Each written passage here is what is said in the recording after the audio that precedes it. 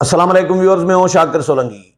Viewers, supreme court Nawaz Sharif اور جہانگیر ترین کی تاحیات نااہلی ختم کر دی ہے اور تعین کر دیا ہے کہ سیاستدانوں کی نااہلی تاحیات نہیں ہوگی۔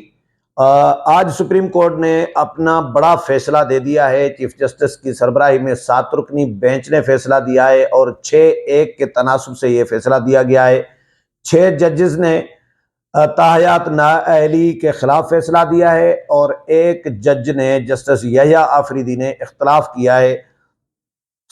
کیس سے متعلق بتاؤں گا کہ کیس میں کیا کچھ ہوتا رہا، چیف جسٹس نے اور معزز ججز کے جو ریمارکس ہیں ان کے بارے میں بھی بتاؤں گا، اور یہ بتاؤں گا کہ میاں نواز شریف اور جہانگیر ترین کی تو نااہلی ظاہر ختم ہو گئی، وہ اس لیے کیونکہ ان کی 5 سال ان کو پورے ہو چکے ہیں، ان کی جو سزائیں ہیں وہ مکمل ہو چکی ہیں۔ 5 سال سے زیادہ عرصہ ہو گیا ہے دونوں کو، اب دونوں کی نااہلی ختم ہو گئی۔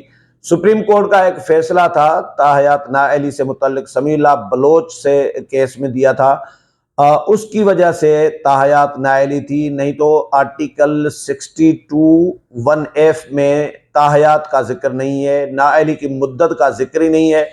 سپریم کورٹ کیونکہ آئین کی تشریح کرتی ہے تو سپریم کورٹ نے یہ تشریح کی تھی اس میں آرٹیکل 62(1)(f) کی سمیع اللہ بلوچ کیس میں، جس کی وجہ سے میاں نواز شریف بھی تاحیات نااہل تھے اور جہانگیر ترین بھی تاحیات نااہل تھے۔ جسٹس قاضی فائز عیسیٰ چیف جسٹس جو ہیں، انہوں نے اس کیس کو اٹھایا اور انہوں نے کہا کہ بھئی الیکشن سے پہلے اس کیس کو ہم نے نمٹانا ہے۔ سوشل میڈیا پہ بڑی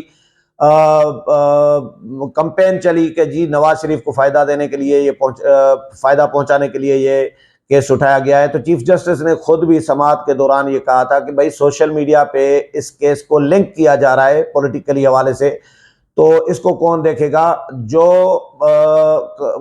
لیکن لوگوں کے ظاہر تحفظات تو تھے، بہت سارے مخالفین کے تحفظات تو تھے جو کمپین کرنے والے تھے، تو چیف جسٹس نے کہا تھا کہ یہ کسی ایک شخص کو فائدہ پہنچانے کی بات نہیں ہے۔ اب اس کیس سے عمران خان کو بھی فائدہ پہنچے گا۔ عمران خان بھی نااہل ہے، عمران خان اب آگے بھی عمران خان کی نااہلی ہو سکتی ہے تو وہ بھی 5 سال کے لیے ہوگی، وہ تاحیات نہیں ہوگی۔ تو یہ کسی ایک فرد کو، ایک شخص کو فائدہ نہیں پہنچایا گیا، سب کے لیے اوورال یہ فیصلہ کیا گیا ہے کہ بھئی نااہلی کی مدت جو ہے وہ تاحیات نہیں ہوگی بلکہ 5 سال کے لیے ہوگی۔ یہ سپریم کورٹ نے آج واضح کر دیا ہے کہ سیاستدانوں کی نااہلی کی مدت 5 سال کے لیے ہوگی، تاحیات نہیں ہوگی۔ اور سمیع اللہ بلوچ کیس کا جو فیصلہ ہے، سپریم کورٹ نے اپنا ہی فیصلہ واپس لے لیا ہے۔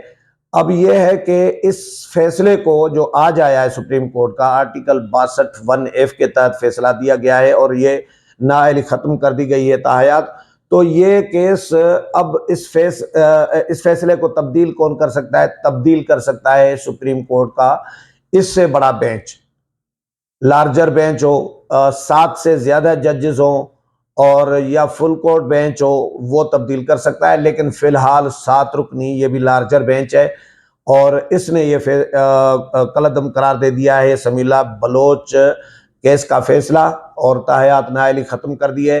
جو ریمارکس سماعتوں کے دوران میں نے نوٹ کیے تھے، اس میں سے بھی لگ رہا تھا، میں نے پہلے بھی اپنے ویلاگ میں کہا تھا کہ مجھے چیف جسٹس کے اور معزز ججز کے ریمارکس سے یہ محسوس ہو رہا ہے، یہ لگ رہا ہے کہ تاحیات نااہلی ختم کر دی جائے گی اور مدت کا تعین کیا جائے گا۔ چیف جسٹس نے 3 آپشنز ڈسکس کیے تھے، ایک تاحیات نااہلی، دوسرا 5 سال کے لیے نااہلی، تیسرا نااہلی ہونی ہی نہیں چاہیے۔ تو یہ 3 چیزیں چیف جسٹس اور معزز ججز کے ذہن میں تھی۔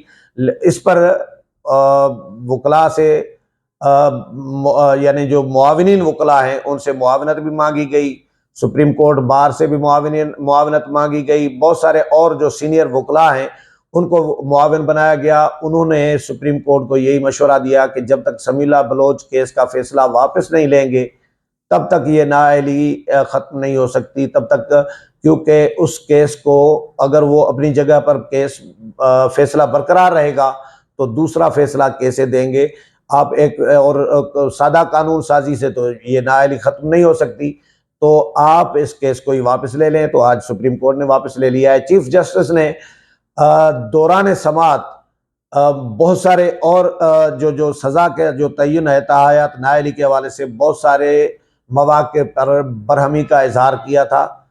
ایک تو چیف جسٹس نے پوچھا تھا کہ یہ آرٹیکل 62(1)(f) اور باقی جو شقیں ہیں آئین میں آرٹیکلز میں ذیلی شقیں وہ کس دور میں شامل کی گئی تھی؟ تو اٹارنی جنرل نے چیف جسٹس کو بتایا تھا کہ یہ ضیاء الحق کے دور میں 1995 میں چیف جسٹس نے پوچھا تھا، پھر 1985 میں چیف جسٹس نے پوچھا تھا 1985 میں کون تھا حکمران؟ بتایا گیا کہ جی ضیاء الحق تھے۔ تو چیف جسٹس نے کہا کہ ضیاء الحق کون سے صادق اور امین تھے؟ انہوں نے آئین کی پاسداری کا حلف اٹھایا تھا اور آئین کو ہی توڑا، تو یہ صادق اور امین تو نہیں ہوئے۔ کیسے صادق اور امین کہہ سکتے ہیں اس کو؟ اور پھر عامر کے خلاف کوئی بول نہیں رہا، نہ کوئی وکیل بولنے کے لیے تیار ہے، نہ کوئی جج بولنے کے لیے تیار ہے، عامر سے سب ڈرتے ہیں۔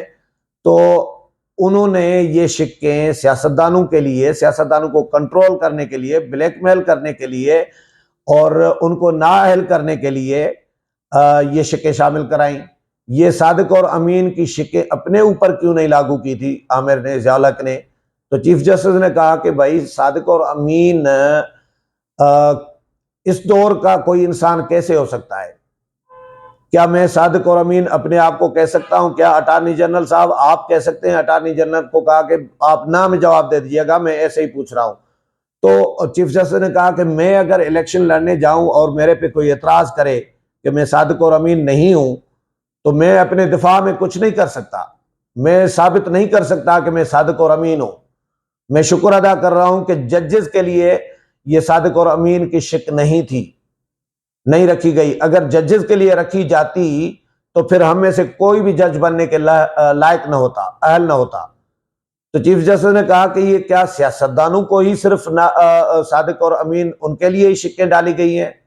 یہ تو آمروں کے لیے بھی ہونے چاہیے، یہ سب کے لیے ہونے چاہیے، لیکن کسی کے لیے بھی نہیں ہونے چاہیے۔ اگر سیاستدانوں کو شامل کر رہے ہو، جو معیار آپ سیاستدانوں کے لیے رکھ رہے ہو وہ اپنے لیے بھی رکھو، دوسروں کے لیے بھی رکھو۔ تو چیف جسٹس نے کہا کہ بھائی صادق اور امین رسول اللہ صلی اللہ علیہ وسلم کی ذات کے علاوہ کسی کو کیسے، اس دور کے انسان کو کیسے کہا جا سکتا ہے بھائی؟ تو ایک بندہ فرض کریں بہت ایک بندہ گناہ گار ہے، وہ توبہ طائب ہو جاتا ہے اور وہ پھر توبہ طائب ہو کے نیک نمازی بن جاتا ہے، پارسا بن جاتا ہے، پرہیزگار بن جاتا ہے، متقی بن جاتا ہے، نمازی عالم حافظ بن جاتا ہے، تو کیا وہ نااہلی کی تاحیات نااہلی کی شق اس پر رہے گی؟ پھر بھی کیا اسلام میں معافی کا تصور نہیں ہے؟ اسلام میں تو معافی کا تصور ہے کہ ایک گناہ گار گناہ کر کے آ جاتا ہے تو اللہ تبارک و تعالیٰ کہتا ہے کہ بھائی معافی مانگ لو، توبہ طائب ہو جاؤ تو میں معاف کر دوں گا، اللہ معاف کرنے والا ہے۔ تو جب اسلام میں معافی کا تصور ہے تو یہاں پہ تاحیات نااہلی عدالت کیسے کر سکتی ہے؟ جب پارلیمنٹ نے آئین بنایا آرٹیکل 62 63 شامل کیا گیا، اس میں تاحیات نہیں لکھا گیا۔ کیا 6 ججز یا 7 ججز 342 پارلیمنٹرین سے فہم میں، سمجھ میں، دانش میں زیادہ ہیں؟ یہ کیسے ہو سکتا ہے؟ تو ہم کیا عدالت تعین کرے گی؟ کیا ججز تعین کریں گے کہ کون ایماندار ہے، کون صادق ہے، کون امین ہے اور کون بیمان ہے؟ یہ ہم کون ہوتے ہیں کسی کو سرٹیفکیٹ دینے والے؟ تو چیف جسٹس نے یہ بھی کہا کہ جی بھائی اس دور میں اگر قائد اعظم ہوتے تو ان کو بھی نااہل، ان شکوں کے تحت تو ان کو بھی نااہل قرار دیا جاتا۔ اور پھر ایک مجرم ہے، ایک بڑا مجرم ہے، کرمنل ہے، جو اغوا، قتل، ریپ اور یا ملک سے ایون غداری کا مرتکب ہے، تو اس کو بھی اگر سزا دی جاتی ہے تو اس کی بھی مدت ہے 5 سال کے بعد، وہ بھی 10 سال کے بعد، مطلب سزا کی مدت ہوتی ہے، تو اس کے بعد وہ بھی رہا ہو جاتا ہے۔ لیکن ایک منتخب نمائندہ جس کو عوام منتخب کرتی ہے، جو عوام کی نمائندگی کرتا ہے، جو پہلے بھی الیکشن لڑتا رہا ہے اور وہ عوام کا ایک مسائل حل کر رہا ہوتا ہے، نمائندگی کر رہا ہوتا ہے عوام کی، تو اس کو اگر کسی فارم میں کاغذات نامزدگی میں کوئی خانہ کوئی فل کرنا رہ جاتا ہے، یا وہ چھوڑ دیتا ہے جان بوجھ کر، یا گوشواروں میں کچھ ان سے رہ جاتا ہے یا چھوڑ دیتا ہے، تو یہ تو اتنی بڑی غلطی نہیں ہے، ملک سے غداری کے برابر یا کسی کو قتل کرنے کے برابر کی غلطی تو نہیں ہے، گناہ تو نہیں ہے، مطلب اتنا بڑا جرم تو نہیں ہے نا۔ تو کیا اس کی اتنی بڑی سزا کہ وہ تاحیات نائل ہو جائے اور پھر وہ نیک نمازی بھی بن جائے، توبہ طائب بھی ہو جائے، دوبارہ نہ کرے اس طرح کا، تو پھر بھی یہ نااہلی کی تلوار اس پہ رہے گی ساری زندگی، عمر بھر؟ تو یہ زیادتی ہے، یہ قانون ٹھیک نہیں تھا، اور یہ عامر نے قانون بنایا تھا صرف سیاستدانوں کو انتقام کا نشانہ بنانے کے لیے، سیاستدانوں کو کنٹرول کرنے کے لیے، سیاستدانوں کو بلیک میل کرنے کے لیے، اور آئین میں شکیں بھی گن پوائنٹ پر ڈلوائی گئی ہیں، آئین میں بہت سارے شکیں جو ہے، ترامیم جو ہے وہ گن پوائنٹ پر کرائی جاتی ہیں۔ ایک عامر آتا ہے، اس سے سارے ڈرتے ہیں، کوئی عامر کے خلاف بول نہیں پاتا، اور عامر کہتا ہے کہ بھئی یہ شکیں شامل کرو، یہ ترامیم کرو اس آرٹیکل میں، نہیں تو میں 20 سال بیٹھا رہوں گا، 25 سال بیٹھا رہوں گا۔ تو پھر پارلیمنٹ مجبور ہوتی ہے کہ پارلیمنٹ بھی اس میں آئین میں ترامیم کر دیتی ہے، شکیں شامل کر دیتی ہے عامر کی مرضی کی۔ تو یہ قانون ٹھیک نہیں تھا، اور یہ ایک حقیقت بھی ہے پوری دنیا میں یا اسلام میں تاحیات نااہلی کا تصور نہیں ہے۔ تو چیف جسٹس نے کہا کہ بھئی یہ اسلام کے اصولوں کے بھی منافی قانون تھا، اور پوری دنیا میں کسی ملک میں ایسا قانون نہیں ہے کہ کسی جرم کی سزا تاحیات نااہلی دی جائے، کہ ساری زندگی وہ نااہل ہو جائے، اور اس اتنے چھوٹے جرم کی جھوٹ بولنے کی سمجھے تو غلط بیانی کی، یا جان بوجھ کر انہوں نے غلط بیانی کی، یا غیر دانستہ طور پر ہو گئی، ان سے کھانا خالی رہ گیا، یا انہوں نے کوئی گوشواروں میں کوئی چیز شامل نہیں کی، تو اس کو تاحیات نائل کر دیا جائے۔ میاں نواز شریف نے اقامے کی بات ظاہر نہیں کی، بیٹے سے تنخواہ نہ لینے والی بات ظاہر نہیں کی، نوکری بیٹے کے وہاں کر رہے تھے اقامے پر، اور تنخواہ نہیں لی، اس پر نااہل قرار دیا گیا۔ تو میاں صاحب تبھی تو روز کہتے ہیں کہ بھئی مجھے اقامے پر بیٹے سے تنخواہ نہ لینے پر مجھے نااہل کر دیا گیا۔ تو اب تاحیات نااہلی ختم ہو گئی ہے، سپریم کورٹ نے فیصلہ دے دیا ہے، تاحیات نااہلی نواز شریف کی بھی ختم ہو گئی اور جہانگیر ترین کی بھی ختم ہو گئی، لیکن اس سے نہ صرف نواز شریف اور جہانگیر ترین بلکہ تمام کے تمام سیاستدانوں کو، تمام کی تمام جماعتوں کو، تمام کے تمام عوامی منتخب نمائندوں کو اس کا فائدہ پہنچے گا، بشمول عمران خان۔ اگلے پروگرام میں پھر ملاقات ہوگی، تب تک اجازت چاہتا ہوں، اللہ حافظ۔